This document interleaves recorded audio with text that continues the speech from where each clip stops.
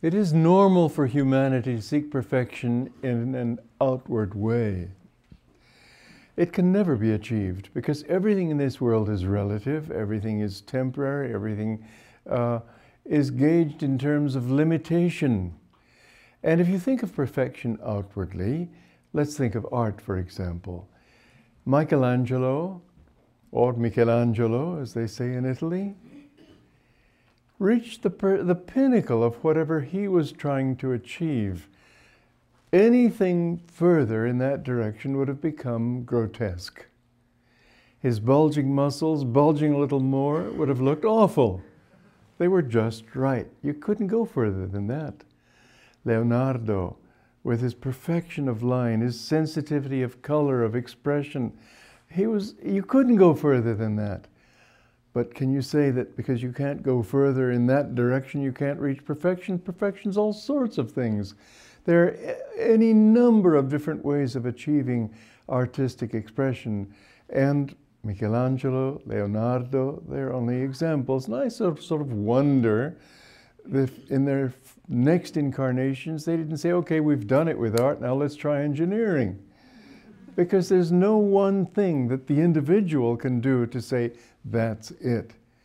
In fact, one person told me, and I know from something Master said, that this person was a great artist in the 18th century. But she told me that having achieved the pinnacle in my profession, I realized it was nothing. And that, although I don't want to compare Michelangelo and Leonardo with James Bond and Ian Fleming, nonetheless, Ian Fleming had achieved a certain amount of fame also. And his comment on fame at the end of his life was, well, it was fun for a while, but now it's just ashes, old boy, just ashes. And indeed it is. Just think of everywhere you go, people are poking cameras in your face. I'll never forget, I had been at a conference in Vancouver many years ago, 72 I think it was.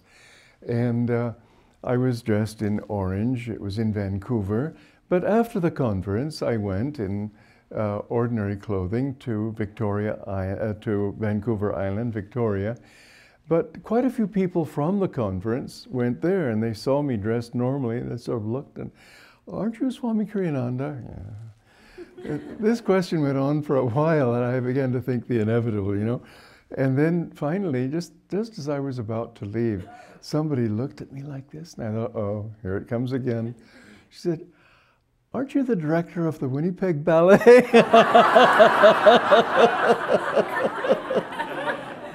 I was so glad to be able to say no.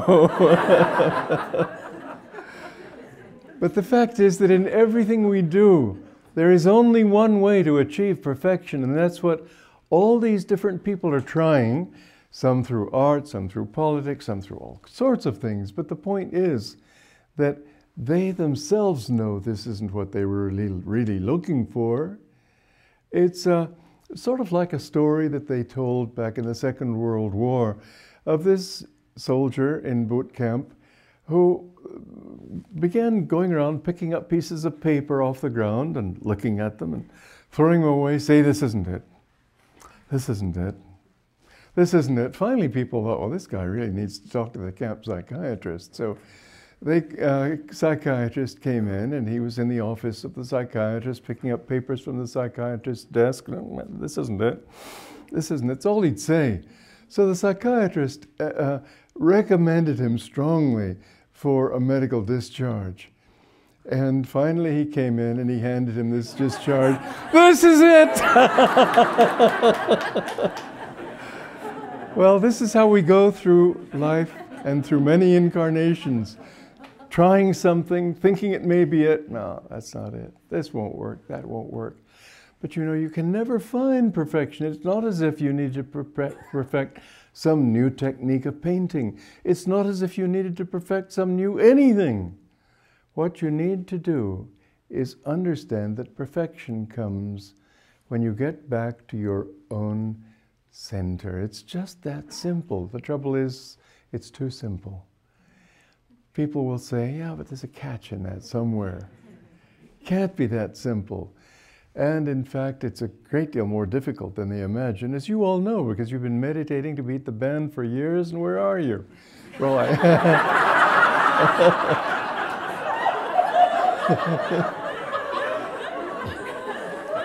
well, I hope you're somewhere, but the point is that it ain't easy.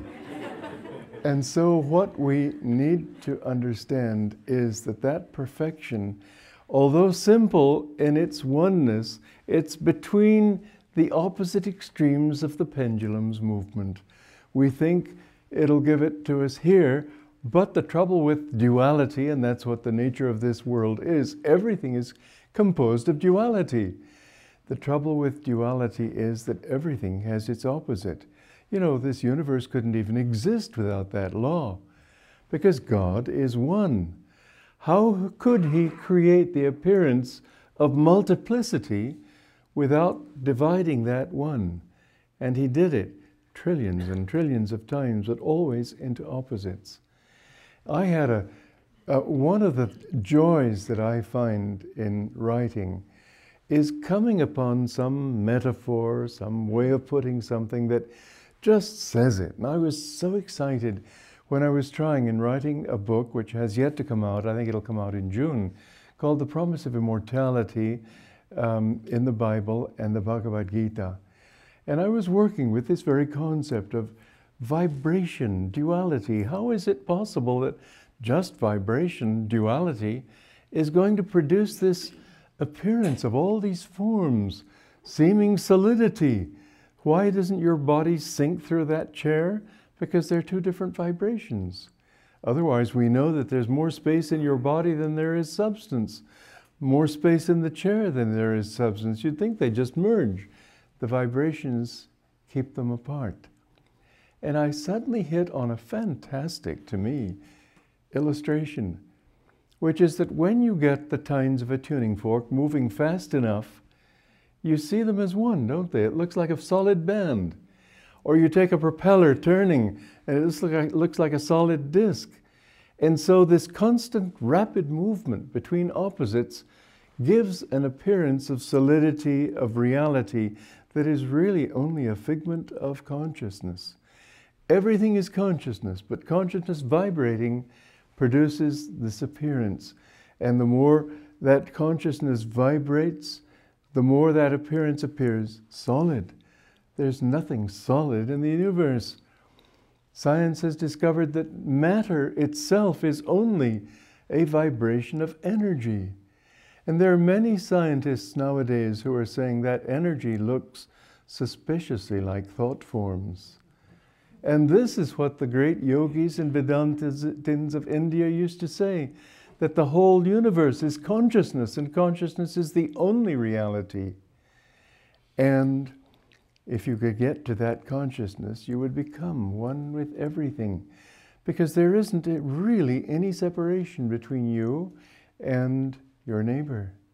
But in this world, every opposite has its pair, so that where there is light, there is darkness. Where there is heat, there is pain. Where there is joy, there is suffering. All things, male, female, day, night, everything has its opposite. And some people, in fact, this was an interesting experience I had. I went to the Jaffrey Ballet in New York, and I'd been told they were great. Of course, they were very expert. I won't say they were great. There was an underlying philosophy that made me intensely uneasy. They had this idea that artistic creativity must evolve out of itself. It's sort of like process theology, that everything sort of progresses. God Himself progresses. He doesn't even know what the future holds. I suppose they even think, mind you, I'm no expert on the subject because I think it's nonsense, but there may be something within it that's very valid. I could be doing it a colossal injustice, but the way I understand it is this, that you just keep going, and all time is linear. Well, that isn't the way it is. In this ballet, they had Each movement evolved into another. And I began to become intensely uncomfortable. I said, well, are they going to come back to their center? Because true art always goes this way and then this way. And dance movements are this way and this way. And we're made that way physically. We're not made to go this way and then this way. No, we're made to come back to our center. And our center is the spine. And when you can learn to live that way, then you begin to understand what perfection is. It's no mere thing. It's being able to be centered in yourself, get yourself out of the picture, and let that divine consciousness flow through you. The more you can understand that perfection is within, the more you can understand that perfection lies in the zero, the center, the silence of everything. From silence comes song. From the universe of stillness came the great song of creation as we sing. From darkness came light, as the Bible tells us. And everything begins at your center. Don't worry about my center. Think about your center. That is where you have to go. In other words, don't worry about what other people think, do, say, believe, unless it can help you. But the center of the whole universe, and in fact the sum of the whole universe, is you. Kind of frightening, but it's a fact. And the more you can the more you can learn to stop thinking, what, me? No, not you. You! Capital Y. When you can get back to that center, which is your true self within the soul, you know everything. That's what St. John of the Cross said in one of his beautiful poems. If you want to become everything, strive to be nothing. If you want to know everything, strive to know nothing. If you want to own everything, strive to own nothing. It's all in that nothing that everything rests. And so, in the search for perfection, yes, it's true, you need to learn techniques if you're a painter, if you're a singer, if you're anything. You need to learn the art of your craft. But real inspiration, you must understand, doesn't come in thinking, okay, well, he did it this way, I'm going to do it differently. You know, originality is wrongly defined as doing something new and different. Originality means coming from your point of origin, coming from you. There was some man, he did a slideshow that Germany produced of a pilgrimage to the Holy Land.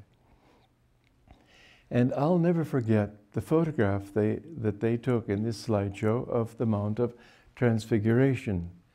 Now that's the mountain where Jesus stood and was transfigured and his disciples saw him in his true light, etc. But this photographer, you could just see him thinking, I'm going to do something different. I'm going to do something original. He rented a helicopter, went high up there and took a picture of a slide of this mountain from above. Did it look like soaring aspiration? No, it looked like a toadstool. That's not originality, that's stupidity. Too many people think, now he did it this way, I've got to do it differently. You know, even if you tried to imitate somebody else, you would not be able to. You can only do who you are. And it's not bad in the beginning to try to imitate different people's styles. I did it a lot when I was very young, just to try to get a handle on technique. But now I don't even think about, well, that's been done before, I should do it differently. No, maybe it's been done 1,000 times, I just don't care. I do it the way I feel from within to express myself. And it's not me that I'm expressing. Often, you know, most people when they write books, especially books as complex as The Promise of Immortality, they have it all mapped out beforehand. I don't dream of doing such a thing. That would limit me. I don't know from one page to the next, and often from one paragraph to the next, what I'm going to say. I always hold my mind in a state of prayer. And I say, okay, God, you tell me. Sometimes I actually hear like a mental voice saying the words themselves. But it's always something that is expressing through me to the extent that I can get myself out of the way. And the marvelous thing about that is that it's not something anybody else could do. Once you create on that level, it's always yours.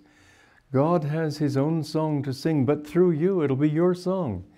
And he has a different song to sing through every being in the universe. Everyone has something special to say. What queers the deal is when he thinks it's mine, because it isn't yours in the first place, and you limit that flow in the second place and pretty well muddy the waters. Whereas if you can say, God, say it through me. And you can't just wait there and say, just sort of wait for God to appear in the clouds and give it to you, perhaps announcing it through a trumpet or something. You can't do it that way. I had this experience many years ago. I was lecturing in Hollywood Church, and I thought, well, Master told us to let God speak through us. So what I really should do then is stop speaking and let him speak. Give him a chance. So I stopped speaking.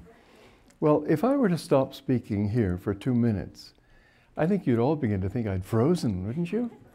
Well, that's how it appeared to a lot of people in that audience, that I just somehow blown it. I didn't know what to do next. No, I was perfectly comfortable. I was just waiting for God to say something. But I figured 2 minutes was a long enough experiment. And I had to come to the realization, that in fact, as Master said, we must pray this way: I will reason, I will, I will act, but guide thou my reason, will, and activity to the right path in everything. And that is how we should try to do everything, not passively allowing God, because he won't do it that way. We've got to use our energy. He gave us this willpower. When they got together in the 19th century ministers and tried to ban umbrellas because they were a defiance of Scripture, which the scriptural passages that says, thou makest thy rain to shine equally on the just and the unjust. Such nonsense people come up with. God doesn't mind. He doesn't think it presumptuous if you come up with marvelous inventions. He's so far behind that, and he is that invention. It's no presumption to try to do your best, but always take that further step. Let him do it through you. Ask his guidance, ask his inspiration. Perfection will never be in this world. Even the works of a master cannot be perfect, because this is a world of relativity. And if we take a simple example of one who was not a master but surely a saint, Mahatma Gandhi. He was a great leader. He was able to mold those hundreds of millions of Indians into one will, which helped to defeat the English and drive them out of India. But you know, he was a horrible father and husband. And you might think that if you took that as your reality, that he was a horrible man. No, he wasn't. He just could concentrate on one thing. He couldn't do it all. If he was going to give his energy to the nation, he couldn't serve his family. This is unfortunately what many great men have found, that they can't do it all. And in the very effort to please everybody, they may find great suffering. But you do have to choose, and you do have to try your best.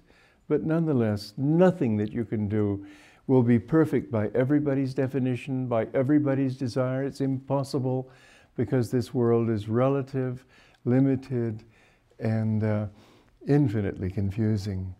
A master has to take one line and go with that. And if he's able, and Master was amazingly able in this respect, because I've had the good fortune to meet quite a few great saints.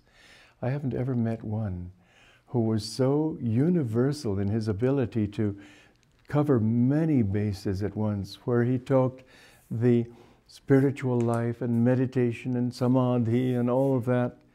He also talked about how to earn money. He talked about how to become perfect or better in family life, and all sorts of normal considerations, which is why I've taken his lead in writing books on these subjects. And I found, just as a matter of interest, that my book on the art of supportive leadership, which many businesses have taken as a very important thing for their staff and talk very highly of, I must add to that that I have never read a book on leadership. I've not taken it from other people's ideas, I've lived it. And what I've learned, I put in the book. And Master, when he wrote his interpretations of the Bhagavad Gita, he said, now I understand why my Guru didn't want me to read other interpretations, because then my mind wouldn't be clouded with, or not clouded, but challenged with all their different thoughts. Let them write what they wanted to, but this is what God wrote through me. And more than that, he even said to us that I tuned into Veda Vyasa, who wrote the Gita, and let him write it through me. Now that may seem an impossibility to you. Vyasa lived many thousands of years ago.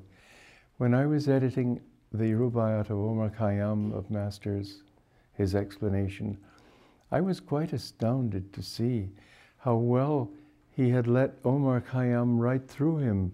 And I had another very interesting experience. This was in Sydney, Australia, where somebody raised his hand. I was lecturing on that subject, on that scripture. And he said, well, I find that this particular stanza or quatrain doesn't seem to be explained by the exposition Yogananda gives.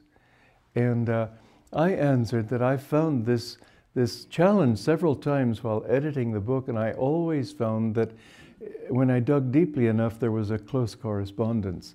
But at that moment, and this was what was so fascinating, some lady in the audience raised her hand. She said, I'm from Iran, and I read Persian. And the Persian in the SRF version, which is called Wine of the Mystic, is exactly what Yogananda wrote, is exactly in tune with the Persian, not with Edward Fitzgerald. His translation missed the point, but it's right there.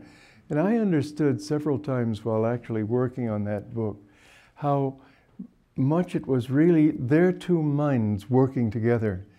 It wasn't Yogananda working on it, sort of, well, here's what I think. No. Like one time I came up with what I thought was a great explanation for the mystery of time. Anyway, I'd been thinking about it for years, and I finally made this discovery, and maybe it was right, maybe it was not. I happen to love it. But this person I was saying it to was, I have an idea. But no, it wasn't like that. It wasn't like Yogananda reading this, oh, I have an idea, I want to write this. No. He was trying to tune in, and I feel that it was the two minds working together.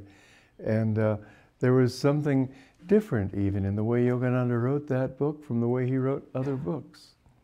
Well, anyway, this attunement with the reality of what you're trying to present, it'll always be yours, yes, because each one of you, like every thumbprint, each one of you is unique. God is saying something, living something, going on a great adventure of many incarnations, trying to seek himself. But in each case, it'll be different. So that, for example, if in all your incarnations you were maybe a pirate, a banker, or who knows what, you were your special kind of pirate, and your special kind of... each one was unique. Because that's the beauty of this great universe. As the Indian scriptures say, he made this universe that he might enjoy himself through many. And he reaches that point of being able to enjoy himself through many when each one of those many can, in fact, enjoy the self. Until then, what joy is there in watching people being tortured, killed, punished? No, that's not his joy. His joy lies in the great adventure. You know, if you were reading a novel and the hero were born on the right side of the railroad tracks, got into a great business, married the boss's daughter, instantly was promoted to vice president and soon became president, had all doors open for him. If you got to the end of this boring novel, you would say, God, when will it end? But supposing this boy is born on the wrong side of the railroad tracks, poverty, deprivation, no advantages of any kind, and he manages somehow, with a stroke of luck or whatever, to get at least a rung in some business. And because he's intelligent and capable, he rises up the rung, and finally becomes promoted to a higher position, and he meets the boss's daughter, and the boss is all against this peon marrying his daughter, but finally, after all sorts of troubles, they marry, and finally this boy who was nothing became president. You think, oh, what a good story. Same ending, for heaven's sake. The ending to every soul is the same.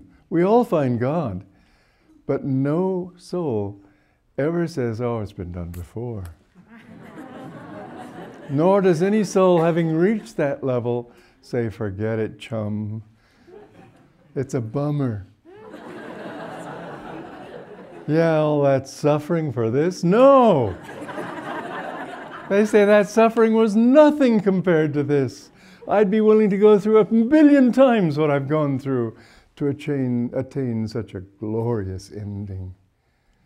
So don't you see, perfection is nothing that you can accomplish. It's foolish to think of perfection in a human way. You can think of better, best, yes. But you can't go to that supreme perfection unless you just quiet down and say, God, what do you want to say through me?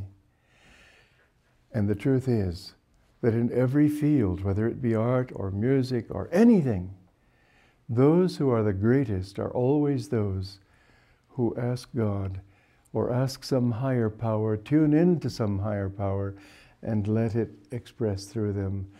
George Washington Carver was a man of humility and a man of wisdom. And he prayed to God.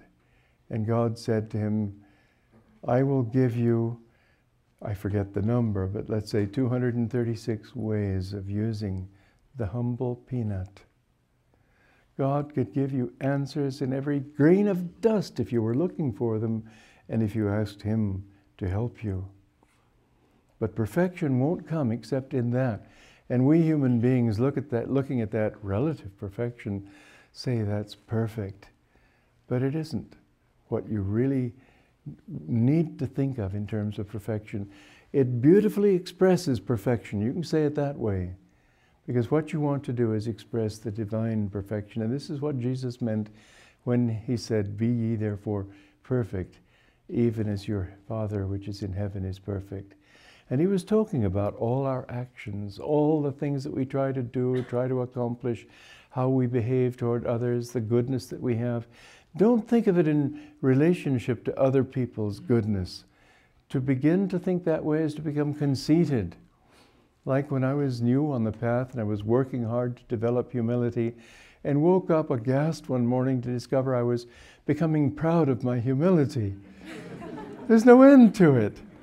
Don't think that, oh, he's this good, I'll try to be better. Don't compete with anybody. You can compete with yourself if you like. Like one of our children in the school here was in a competition with other children in other schools. And someone said to him later, well, did you win? He said, no, but I won against myself. That's good enough, almost. Ultimately, you're not winning against anything because you need to think that everything that you do, your very breathing, if you're thinking of God, that thought is perfection, not the breathing. Nothing outward can be perfect, but your inner consciousness can be. And that's what Jesus was saying. Be humble, be kind, be serviceful to others, love God in all. But with that perfection, that is how you can be as perfect as God, by letting God be your entire reality. And the truth is that instead of wiping you off the map, as this may seem to the ego to accomplish, it does just the opposite. It brings you back in touch with who you really are. Because what you are doing is getting rid of, Ramakrishna used to speak of the peeling of an onion. He said, you peel an onion, and finally what's left? Nothing. So you peel away all these layers of consciousness. Well, I'm not that businessman. I'm not identified with this. Don't identify yourself with anything. Male, female, rich, poor, successful, failure, intelligent, stupid. Don't identify yourself with yourself because it's your false self. And the more you peel that, the more you find there's no identity left. What's left? Nothing, yes, but everything also yes. This was the state of Buddha. He reached nirvana, where there was not a single ripple in his consciousness, no desire, no attachment, no self-definition, nothing. And that's what Buddhists today often think, that that's the goal, to attain nothingness. That's not enough. That isn't what Buddha found. Buddha found no thingness. That's a big difference. He found suddenly within that nothingness a burst of infinite joy, infinite love, infinite peace. This is the goal of all striving. And if anybody thinks that really the goal of all striving is to attain nothingness, I can see why they go on life after life hoping for a better life, but not the final one. I can see how they all want to be bodhisattva, maybe. But God, no, not a Buddha. I still want to be. But this was a misunderstanding. And there are Buddhists in tradition who know that that's the truth. Whereas when I was in Thailand many years ago, I read an official tract which said that comparing the nirvana with samadhi, it said that, well, yes, it's true that in the beginning there's a little bliss and then you're nothingness. As I said, I can't imagine anybody being sincere in that search.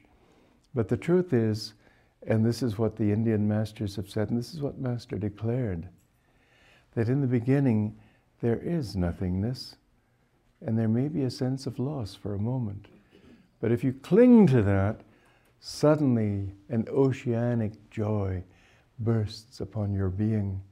This is what Rajarshi went through before he attained that highest state. For several days he was in darkness, and he felt lost. There was nothing he wanted, nothing he had, nothing at all. And all of a sudden, in that nothingness, a little tiny pinpoint of light appeared, and he clung to that.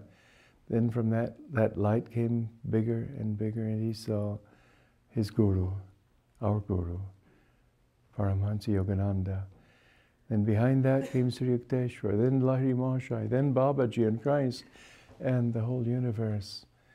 And so it is that the end of it all is that when you've lost everything, as St. John of the Cross put it, when you've lost everything and have nothing, you'll become everything. Perfection means in every smallest thing you do, try to feel that the divine is expressing himself through you. Don't worry about how somebody else is doing it or that person is doing it. Just think, how can I express most perfectly the inspiration I feel? And you'll find that will grow. And you'll find in the end that it will push this thought of self aside. And you will know that it's he alone who is singing those songs, who is really expressing who you are. Because he has given you this one gift, and you won't lose that through all eternity.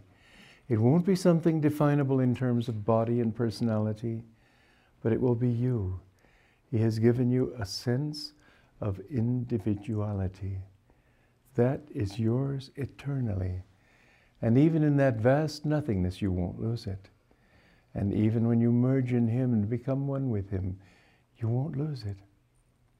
There will always, always be that memory of who you were, even back when you were a pirate and a businessman and all these different things.